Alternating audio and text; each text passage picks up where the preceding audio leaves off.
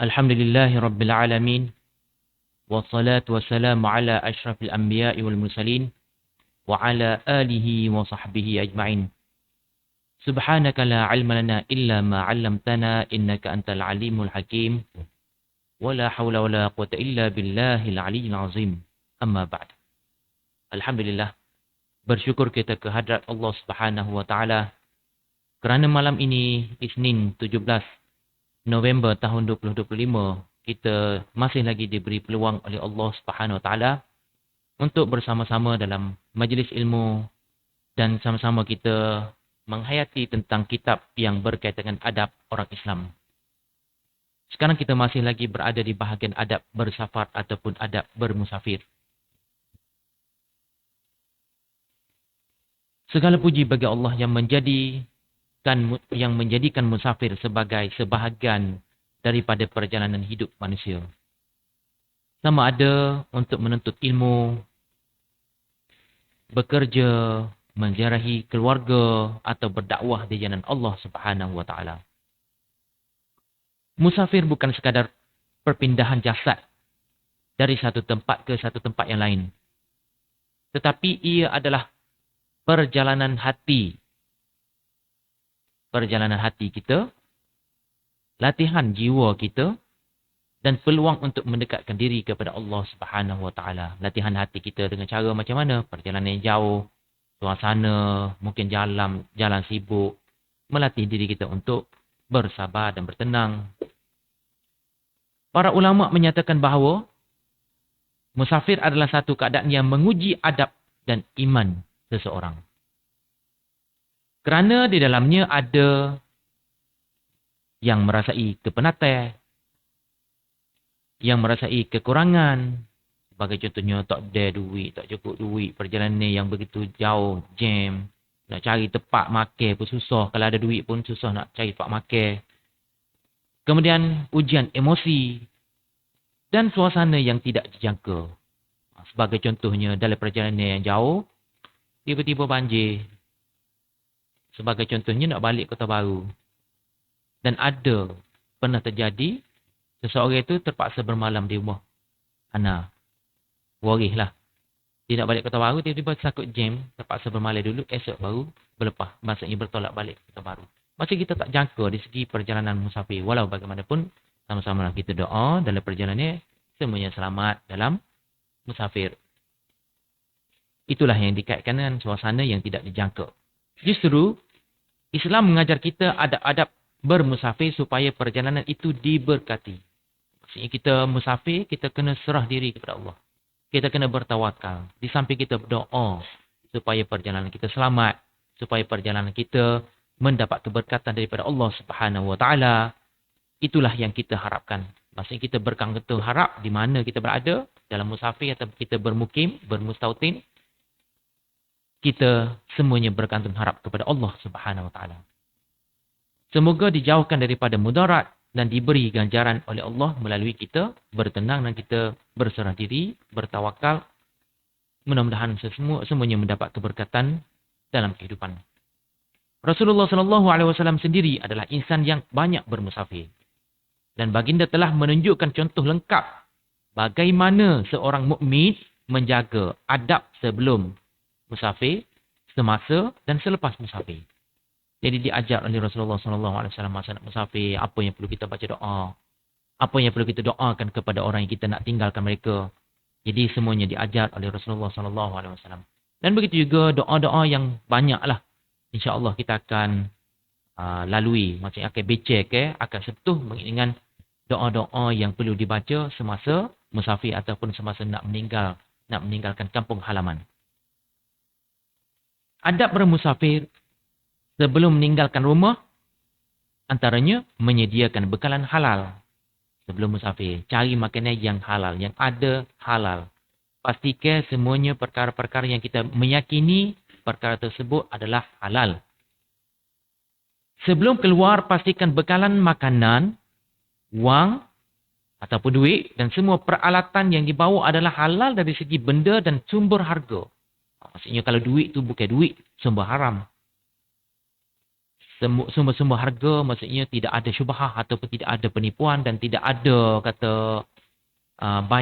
bayaran yang tidak mencukupi ataupun kita ambil barang tu tidak dihalalkan oleh penjual. Banyak berlaku. Sebagai contohnya harga RM10. Dia minta kurang. Bila minta kurang, penjual hanya bagi RM9. Dia kata Allah kedekut. Contohlah. Deh. Maksudnya dia kata RM9. Oh mahal. Tak boleh kurang lagi. Kau RM8 lah. Dia kata tak boleh dah. Sebab kita utuh sikit je. Dia pula peniaga kecil. Contoh. Tiba-tiba orang beli ni pula macam memaksa. Dia pun tinggal letak duit RM8 juga. Dengan dia nak RM8. Orang tu tentu dah RM9. Macam mana situ? Tu bimbang takut nanti jatuh kepada tidak berkat rezeki dia tu. Apa yang dia ambil tidak berkat. Punca daripada dia memaksa penjual. Jadi, sebab itulah dalam Islam mengajar supaya ada jual beli akad persetujuan. Supaya tidak ada unsur-unsur syubhah ataupun unsur-unsur yang mendatangkan perkara yang tidak halal. Kerana tuai itu tak halal walaupun RM1. Macam mana? Kita makan hak orang. Jadi cuba bayangkan. Walaupun perkara itu RM1 tetapi semuanya diambil kira. Dan semua peralatan yang dibawa adalah halal dari segi benda dan sumber harga. Kerana musafir adalah ibadah. Kita kena letak situ. Musafir adalah ibadah. Nak pergi mana-mana, niat ibadah. Kemudian, dan doa dalam ibadah sukar diterima oleh Allah apabila dibina di atas yang haram. Bimbang takut nanti sumber rezeki yang haram. Macam mana nak berdoa kepada Allah SWT nak mudah diterima amalan-amalan nanti untuk dimakbulkan. Punca daripada sumber-sumber rezeki yang tidak halal dibawa bersama.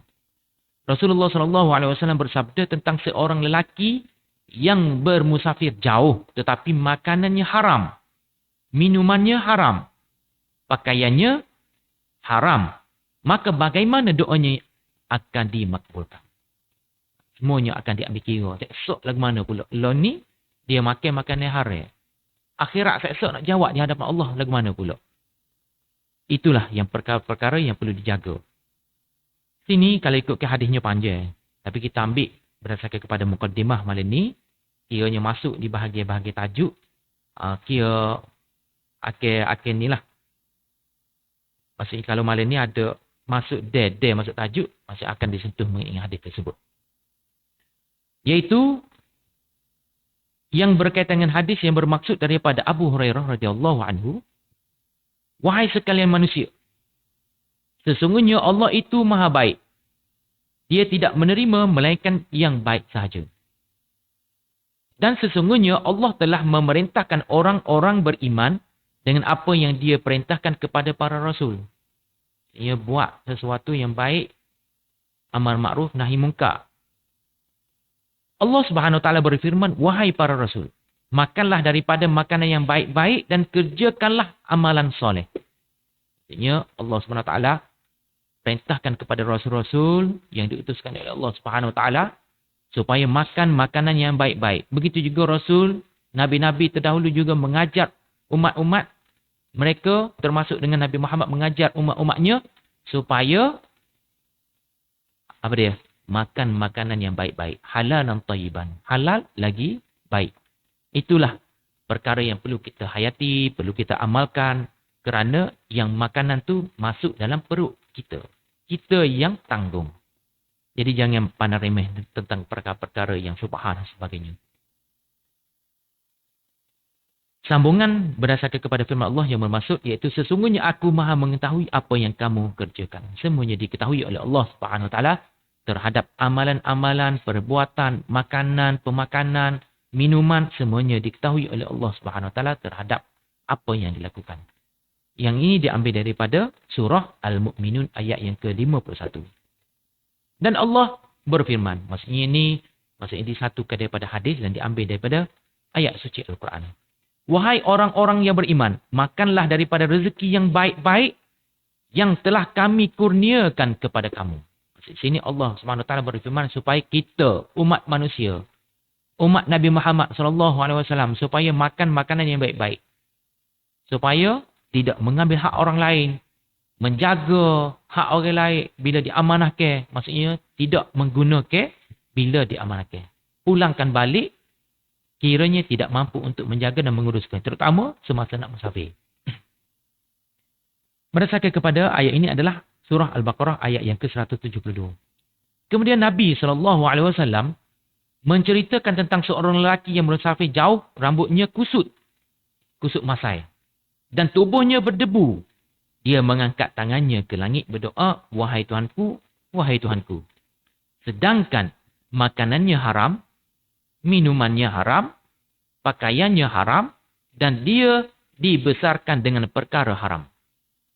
Maka bagaimana mungkin doanya akan diperkenankan? Itulah hadis riwayat Muslim, nombor hadis 1015. Hadis ini merupakan hadis sahih. Bila sebut hadis Muslim, maksudnya sahih. Jadi sebagai peringatan kepada kita semua, peringatan kepada anak-anak pelajar sekalian, makan ni dalam kehidupan kita mesti kena jaga. Bila wayak jangan duk bawa benda-benda yang ditegah, jangan duk curi-curi bawa. Bila bagi peringatan makan ni kawan-kawan, jangan diambil. Ini peringatan supaya tak terjadi. Kerana pelajar-pelajar, anak-anak pelajar ni, orang kata pekat permulaan, mungkin ada yang belum faham. Ada yang umur 12, umur 13 tahun. Pekat mendidik. Jadi yang perlu jaganya, makanan. Jangan ambil hak orang lain. Sebab makanan itu adalah sumber haram, kiranya tidak diizinkan oleh kawan-kawan. Walaupun biskut sekalipun, semuanya perlu meminta izin. Apatah lagi ambil duit orang lain. Lagu mana nak pulangkan balik? Bila masuk dalam perut. Sebagai contohnya sahabat. Bila masa zaman sahabat dulu, ada orang kafir. Dia bagi makan kepada sahabat Rasulullah SAW. Lepas pada makan, dia poyak. Dia kata dia masuk campur makanan yang tidak halal. Sampai sahabat jolok balik. Nak suruh mutuh kalau boleh. Lagu mana cerita kehidupan kita? Jangan sesekali mempermainkan perkara-perkara yang orang kata hanya biskut, sekeping biskut, tetapi hak orang lain. Perkara yang kecil jangan kerana RM1 kata tak apa, benda tu kecil je. Sikit, siya ya. Tak ketu pun nak ambil kira. Kalau kawan-kawan tak halal, maka dia juga terjebak dengan perkara yang haram. Beli dengan perkara yang haram. Macam mana situ? Latih diri sendiri, kawal diri supaya tidak mengambil hak orang lain. Kecuali dengan meminta izin terlebih dahulu. Jadi sedangkan makanan yang haram boleh masuk dalam perut masing-masing, semuanya akan dipertanggungjawabkan di hadapan Allah Subhanahu Wa Taala. Begitu juga, cuba muhasabah. Apa? Kiranya ada seseorang terjadi mengambil hak orang lain, kena muhasabah diri. Apa yang ngapa payah ingat? Baca payah ingat. Murajaah ataupun oleh kaji pelajaran payah nak faham. Mungkin juga ada kesilapan-kesilapan punca daripada perbuatan yang perlu dijauhi. Antaranya mengambil hak orang lain ataupun mengambil duit tanpa pengetahuan ataupun tanpa pemberian daripada kawan-kawan. Jadi kita kena jaga perkara yang sedemikian. Kemudian bersalaman memohon restu. Berdasarkan kepada inilah pendahuluan, bersalaman memohon restu. Kalau ikutkan dalam tajuk ni ada. Di bahagian adab-adab musafir. Disunatkan bersalaman dengan ahli keluarga, jiran dan sahabat terdekat. Memohon maaf atas segala kesalahan. Meminta doa restu ibu bapa bagi pelajar. Sebelum mari belajar ni, minta restu mak ayah tak nak mari? Saleh tak? Minta maaf tak? Mohon restu tak? Alhamdulillah. Kalau lagi tu memudahan pelajar-pelajar mendapat ilmu yang berkat, mari dari dekat dari internet. Mak ayah pun suka. Lapai dada untuk hantar anak sejuk hati deh. Balik-balik, ya Allah. Bagusnya anak-anak jaga adab. Saleh dengan mak, mohon restu nak mari belajar. Itulah yang perlu diterapkan dalam diri masing-masing. Kemudian meninggalkan keluarga dalam keadaan aman redha dengan cara berdoa. Inilah adab para salaf kerana musafir itu penuh ketidakpastian.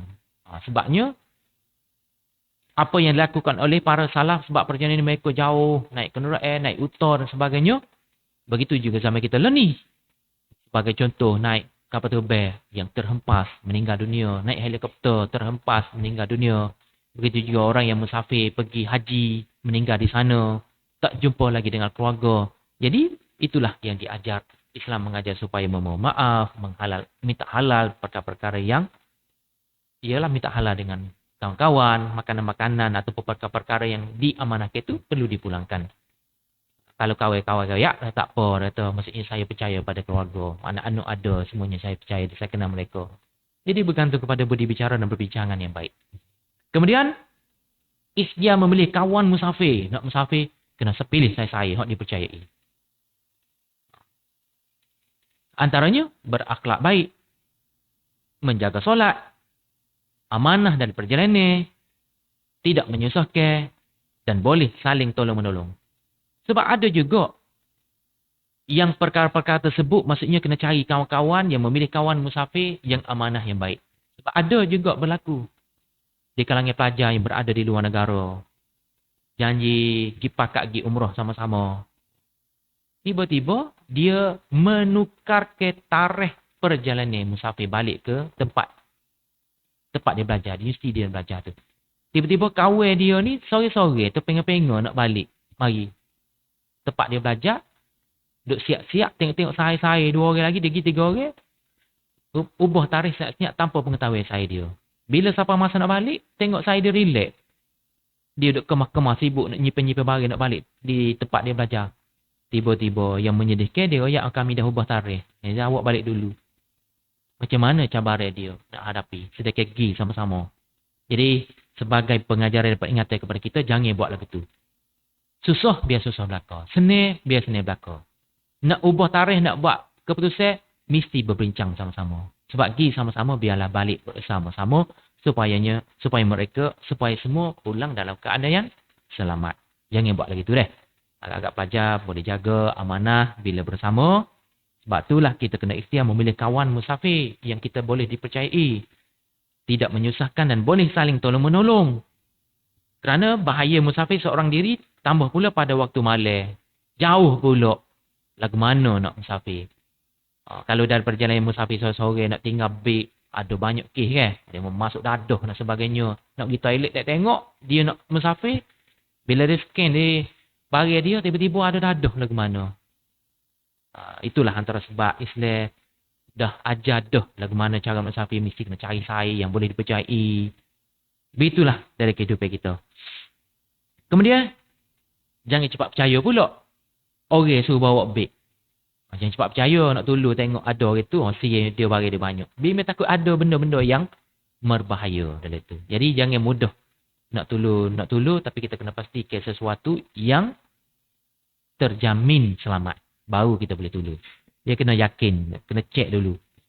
Kemudian melatih seorang ketua rombongan. Bila ada nak musafir, kena latih seorang. Kalau ramai, latih seorang. Supaya tak balah, tak berebut, tak jadi masalah. Ketua yang buat keputusan. Semua akan ikut dia. Itu jalan yang terbaik. Kemudian membaca doa sebelum keluar rumah. Antara doa yang diajar Nabi SAW, iaitu Bismillahirrahmanirrahim. Wala hawla wala quwata illa billah. Dengan nama Allah, aku bertawakal kepada Allah, tiada daya dan upaya, melainkan dengannya. Dan doa musafir, iaitu pelajar-pelajar dah hafal dah hari itu. Dah tanya dah. Mula dengan subhanalladzi. Boleh sambung? Ingat lagi? Cuba baca sama-sama.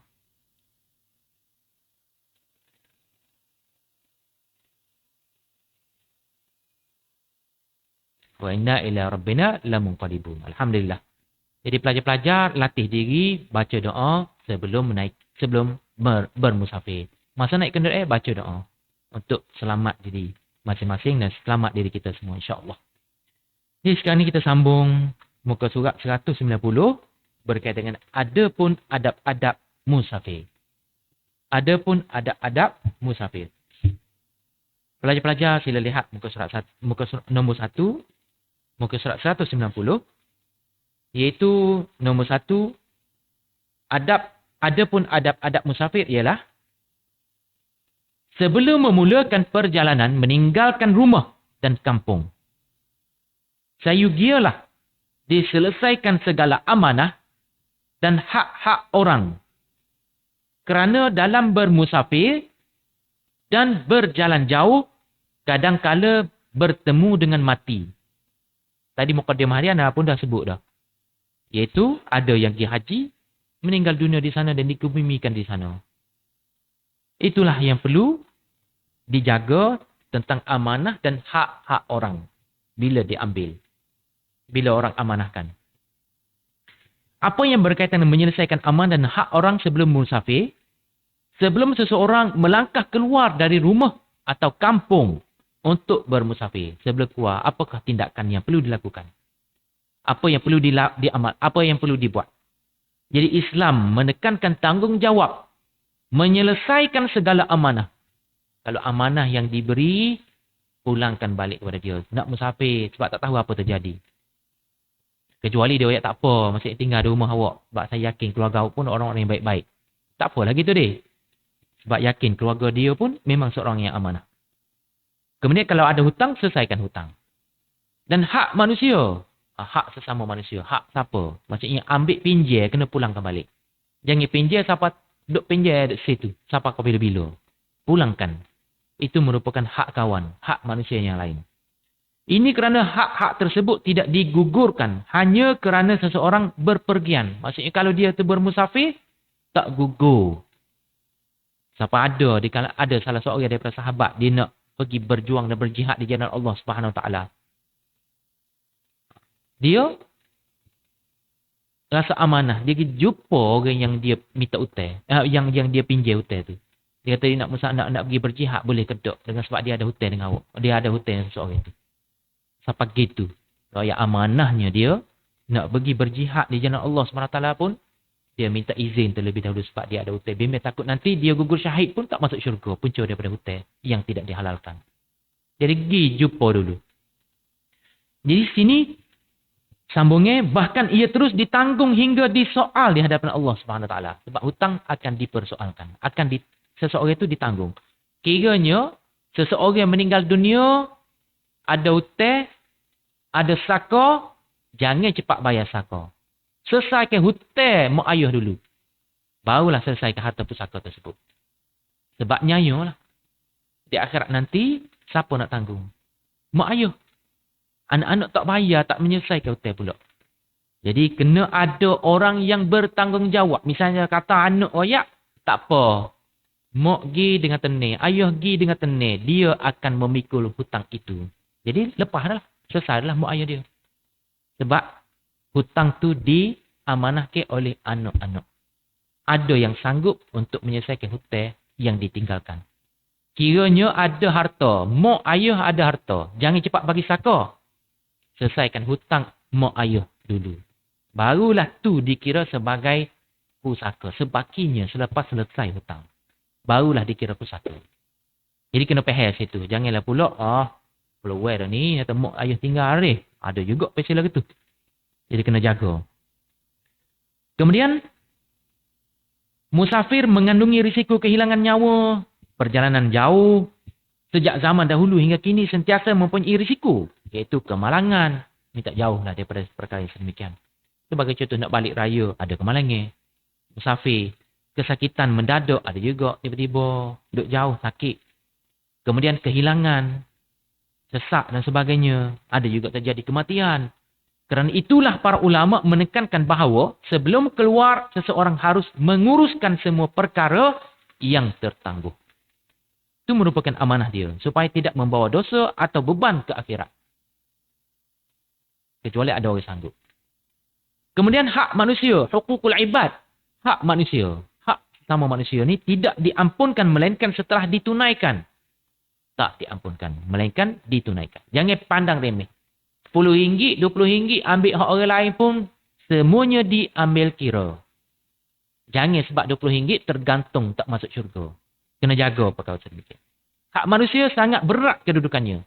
Nabi SAW bersabda, hadis daripada Abdullah bin Amru. Amru ada waw situ maksudnya sahabat. Kalau Umar, Sayyidina Umar nak membezakan. Umar juga tapi letak waw situ untuk membezakan antara Sayyidina Umar dengan sahabat yang bernama Umar. Yughfaru li syahidi kullu dzambin illa dain. Yughfaru li syahidi kullu dzambin illa dain. Hadis sahih Muslim, nombor hadis 1886. Maksudnya diampunkan untuk orang yang mati syahid semua dosa melainkan hutang. Sebab itulah salah seorang daripada sahabat dia minta izin dulu nak pergi berperang. Takut gugur syahid dia ada hutang. Jadi orang yang memberi hutang tu izinkan baru dia boleh ki. Begitu juga bagi seorang yang gugur syahid sekalipun kiranya ada hutang, jadi sini macam tergantung. Itulah yang perlu dijaga. Hadis ini menunjukkan betapa perlu jaga hak manusia tidak boleh dipandang ringan. Bahkan syahid sekalipun tidak menggugurkan hutang dia. Tak gugur kecuali ada orang sanggup untuk menyelesaikan hutang dia. Ibarat macam nak masuk syurga, tertangguh. Mu'allaq, tertangguh. Dengan sebab ada hutang. Lagu mana situ nak masuk syurga. Jadi, bagi seseorang yang meninggal dunia, kiranya ada hutang, sebab itulah keluarga royak ke. Buat pengumuman kiranya mak dia meninggal, dan dekat dia berhutang dengan siapa-siapa, mari jumpa, supaya anak-anak dan keluarga boleh selesaikan hutang. Kemudian, maka lebih-lebih lagi bagi orang yang bermusafir wajib membayar hutang tertangguh. Kecuali keluarga boleh menyelesaikannya. Memulangkan barang pinjaman. Jelaskan urusan amanah. Dan menyatakan dokumen atau wang amanah yang ditinggalkan. Maksudnya kalau ada apa-apa ni. Jadi apa-apa ni. Ada bertulis dan sebagainya. Kemudian, menyelesaikan amal sebelum musafir menjaga nama baik dan keberkatan. Keberkatan nak jaga nama baik. Amanah yang tidak dijelaskan boleh menimbulkan fitnah, ketidakpercayaan dan pertikaian di belakang hari. Menyelesaikan hak-hak ini adalah menjaga maruah diri keluarga. Misalnya katalah dia jaga amanah tapi tak boleh care. Tiba-tiba orang mari nak ambil, betul ke awak jaga amanah ni? Betul ke awak bagi? Dia tak mengaku pula. Ataupun dia meninggal, keluarga pula tak mengaku. Sedangkan ayuh hoyak dah ke dia. Ni amanah-amanah orang ni sikit-sikit. Tanah yang masuk gerai ni minta tolong jaga. Nama dia tapi tak ada nak tukar. Sebagai contohnya, dia telah dijual. Tiba-tiba, orang itu nak mari tuntut, anak-anak pula royak. Ni gerai ayah saya. Mana ada jual, tak ada bukti pun. Sedangkan ayuh dia royak dah. Itu merupakan perkara yang perlu dijaga dan amanah perlu diamanahkan. Dia memastikan harta dibahagikan atau diurus dengan teratur. Memudahkan waris jika sesuatu terjadi. Kemudian, mengelakkan beban dan tuntutan di akhirat nanti. Semuanya akan ditutup. Kalau nak kena atas dunia, kena. Kalau nak kena atas dunia, tanggunglah sendiri. Di akhirat nanti semuanya akan dihisap, akan dipertanggungjawabkan. Sehingga perkara yang berkaitan dengan batu asah, batu tara sekalipun, kiranya dia akad dipindah. Sejekar sekalipun, mungkin akan ditimpa balasan.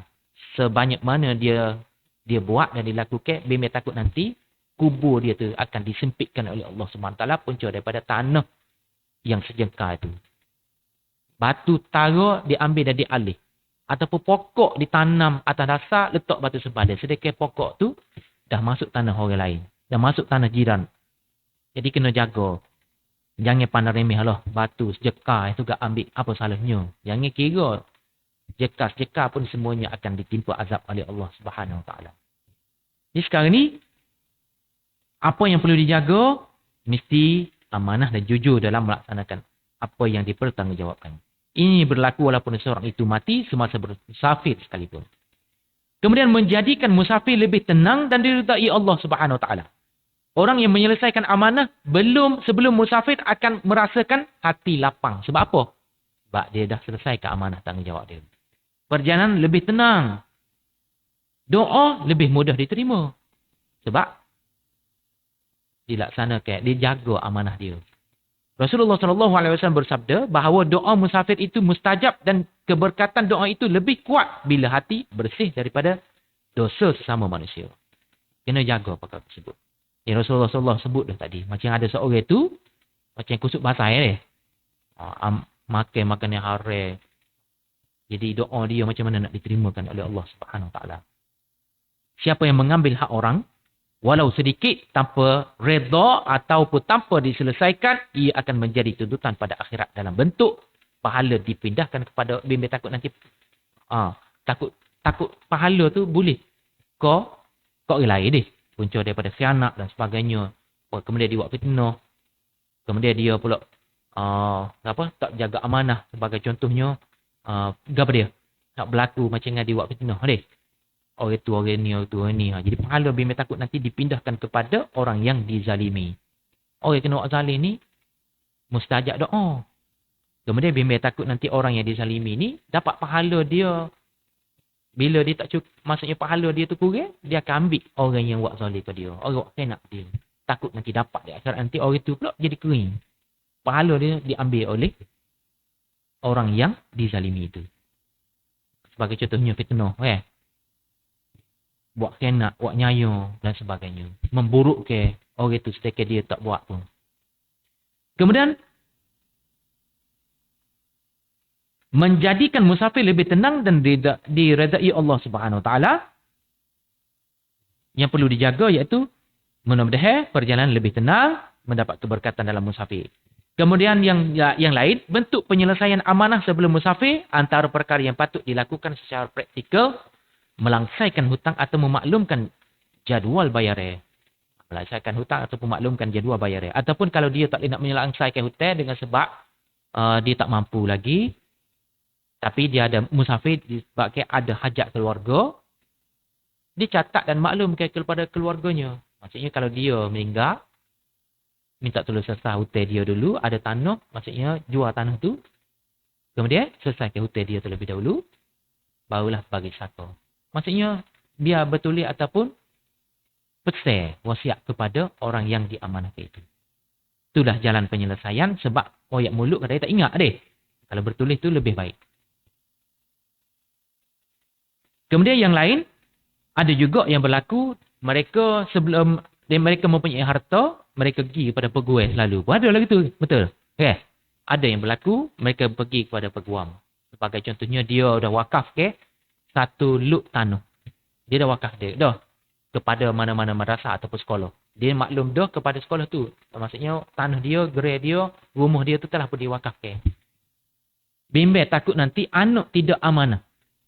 Sebab nama dia tak ada nak tukar dan sebagainya. Dia pun pergi maklumkan kepada peguam, dia kata tanah ni telah diwakaf kepada madrasah tertentu. Jadi bila dia meninggal, minta tolong uruskan dan serahkan. Gerai-gerai tanah minta uruskan apa semua. Jadi itulah langkah-langkah yang perlu dilakukan. Contoh yang lain. Kemudian memaklumkan lokasi dokumen penting kepada ahli keluarga. Apa yang dia buat, dia tulis apa semua tu maklum kepada keluarga.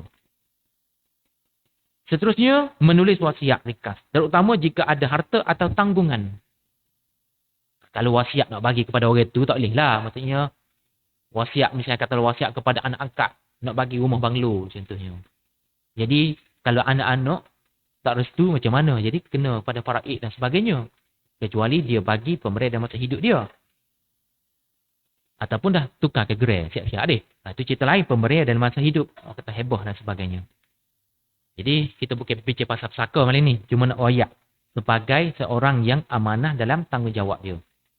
Apabila dia memegang amanah ataupun perkara-perkara yang lain.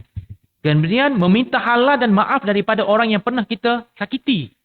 Misalnya katalah dia ada bala. Dia nyakit hati orang itu. Kalau orang itu tak maaf lagu mana. Jadi, itulah perkara-perkara yang perlu dijaga.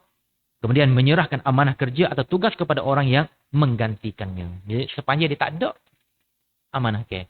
Tugas ni perlu ambil amanah, ambil alih dulu buat sementara waktu. Kemudian memberi arahan jelas tentang perkara-perkara yang memerlukan keputusan jika berlaku apa-apa. Jadi memberi arahan jelas tentang perkara-perkara yang memerlukan keputusan. Kalau jadi gini, lah gini situasinya. Kalau jadi lah gini situasinya. Jadi cari jalan penyelesaian dan perdamaian. Jadi kesimpulannya, menyelesaikan amanah dan hak orang sebelum bermusafir bukan sekadar adab, tetapi tuntutan agama. Kerana musafir membuka pintu risiko yang mungkin membawa kepada kematian, setiap hak dan tanggungan wajib ditunaikan sebelum melangkah keluar agar seseorang pergi dengan hati tenang dan kembali dengan keberkatan. Sebagai contohnya, dia tinggal, ada anak-anak, ada isteri. Jadi amanah dia kena tinggal, apa dia? Nafkah isteri, nafkah anak-anak, tanggungnya anak-anak. Jadi jumlah mestilah mencukupi. Baru pergi. Janganlah pula tubik meninggalkan anak tawakal kepada Allah. Anaknya lapar, isterinya lapar, nak cari rezeki lagu mana? Isteri pula suri rumah. Cuba bayarkan. Duit tak tinggal. Nak pergi dengan urusan-urusan peribadi dia. Tapi amanah tak dijaga. Lagu mana situ? semuanya akan dipertanggungjawabkan. Nafkah mesti mencukupi, tinggal anak isteri dalam keadaan yang selamat. Itulah yang perlu kita jaga. Kemudian yang lain. Nombor 2. Juga sebelum memulakan perjalanan, patutlah disediakan bekalan yang halal dari segi benda dan harganya. Serta meninggalkan nafkah yang cukup, yang wajib ke atasnya, seperti nafkah isteri. Kalau ada isteri ramai, kalau sore kat, nafkah isteri. Anak-anak. Kalau anak ramai, kalau anak sore kat, anak. Dan orang tua, ibu bapa. Jangan sisihkan mereka. Jangan abaikan mereka. Jangan royak dia dah berkeluarga, rasa tak mampu dah nak bagi tanggungjawab kepada mak ayah. Tak. Tanggungjawab perlu diamanahkan juga. Bahkan, anak-anak perlu menjaga amanah dia sebagai anak. Perlu diamanahkan. Mak ayah sakit, makan minum mak ayah perlu dijaga. Sebab dalam hidup, kita memerlukan doa mereka. Dalam kehidupan kita, tanggungjawab kita, amanah kita perlu dijaga. Dan ada sebahagiannya, mak ayah tak cara, duk sakit demam pun tak ambil tahu. Jadi macam mana? Bimbang takut nanti balasan di dunia ditanggung oleh anaknya itu. Bimbang takut nanti anak cucu pula akan tengok perbuatan ayah mak. Bimbang takut nanti tengok, besar esok nak buat lagi ni juga ayah dia. Lagu mana? Sebab bimbang takut balasan di dunia punca daripada derhaka kepada ibu bapa. Jadi ayah mak kena jaga dengan baik. Amanah perlu dipikul. Jadi sekarang ni apa yang berkaitan dengan nombor 2? Bekalan halal dari segi benda dan harga. Maksud sini, setiap orang yang ingin bermusafir perlu memastikan bahawa bekalan atau keperluan yang dibawa adalah halal dari segi sumber dan cara perolehannya. Kena cari makanan, perkara-perkara yang halal, sumber yang halal, makanan yang halal, halalan thayyiban. Jadi dari segi benda, makanan, minuman dan keperluan lain mestilah suci dan dibenarkan syarak. Maksudnya bawa makanan-makanan yang halal. Tak ada elemen-elemen ataupun unsur-unsur syubhat. Bukan makanan yang dibawa itu adalah makanan yang haram. Bukan unsur daripada makanan yang dicuri ataupun merampas hak orang lain dan sebagainya. Kalau ikutkan berdasarkan kepada hadis, memang jelas lah. Hadis memang jelas. Iaitu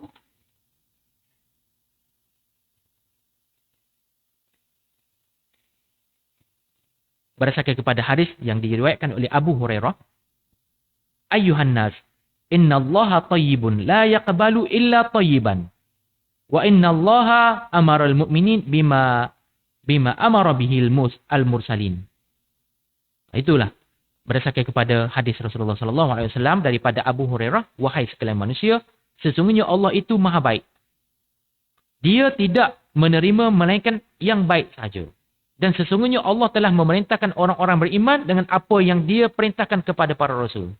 Jadi Rasul diperintahkan supaya makan makanan yang baik-baik. Begitu juga Rasul memerintahkan, mengajar kita, mendidik kita supaya makan makanan yang baik-baik. Berdasarkan kepada ayat suci Al-Quran. Maksudnya mesti makan makanan yang halal. Iaitu, Ya ayyuhalladzina amanu, kulu min tayyibati ma razaqnakum. Wahai para rasul, apa dia? Wahai orang-orang yang beriman, makanlah daripada rezeki yang baik-baik yang telah kami kurniakan kepada kamu. Surah Al-Baqarah.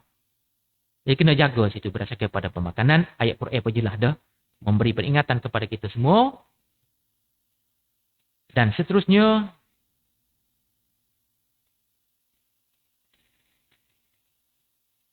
dari segi harga, bekalan itu dibeli atau diperoleh dengan cara yang halal, tidak melalui riba, tidak melalui penipuan atau cara haram lain.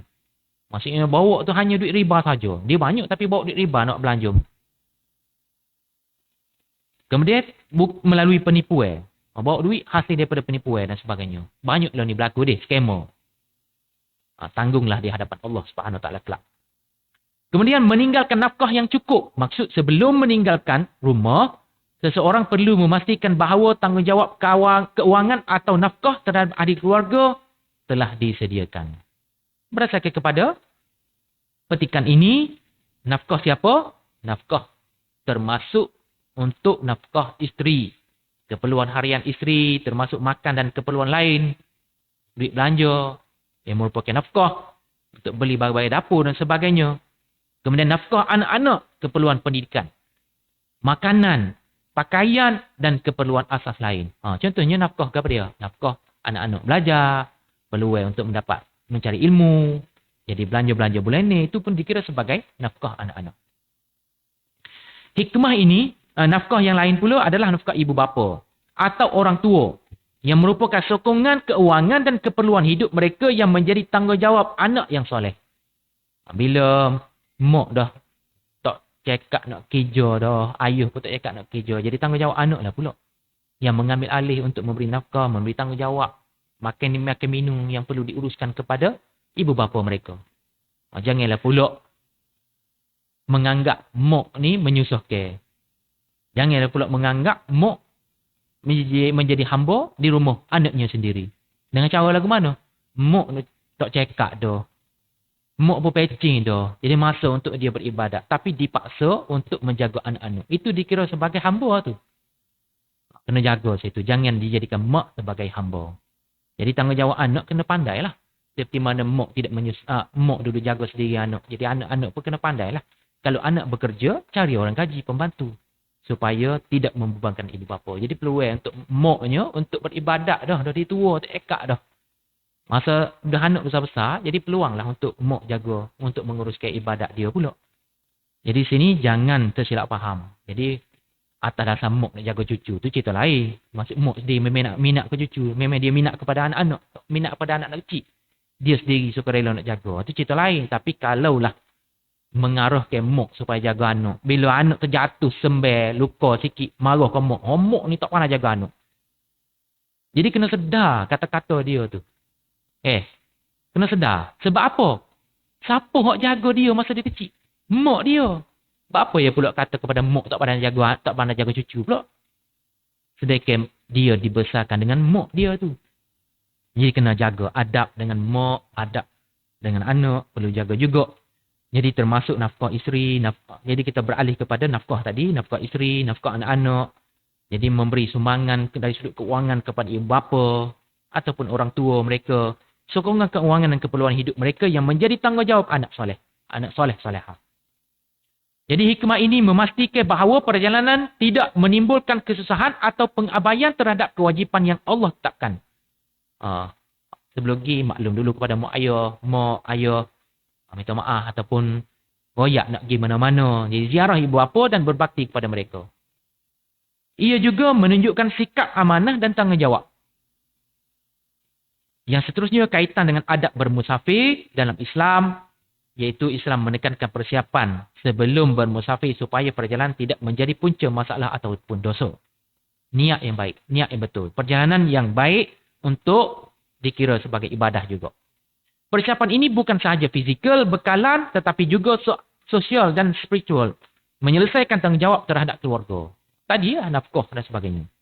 Seseorang yang ingin meninggalkan rumah harus memastikan keluarganya terjaga. Pastikan nak tinggal anak isteri dalam keadaan yang selamat. Mak dia dalam keadaan yang selamat. Ayah dia dalam keadaan ataupun keluarga lah dalam keadaan yang selamat. Supaya hati tenang dan perjalanan diberkati. Keluarga pun doa juga kepada dia.